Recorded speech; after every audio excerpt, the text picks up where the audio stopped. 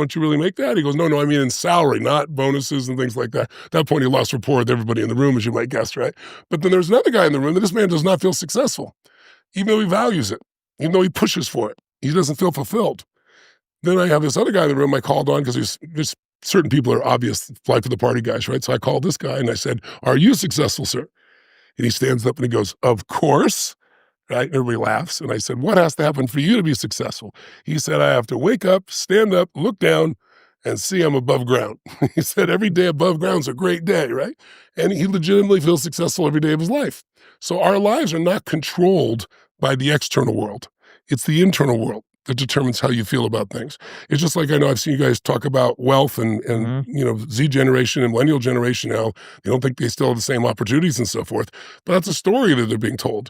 The fundamental pathways are there. I wrote the book Money Master the Game because I wanted to answer that question. Can you still win this game? Is the game rigged against you? Well, the game's always been rigged, right? But can you win the game? The answer is absolutely, but not by being a speculator, unless you're lucky. Yeah. Putting all your money in Bitcoin, you might win. You might lose everything. That's not the way to wealth. That's the way if you're lucky to get a bunch of money, but you won't even keep that wealth if you have that mindset or approach. You're going to have to learn the strategies of either building a business and growing it or investing over time and getting a compounded return that allows you to actually get to a point of real wealth.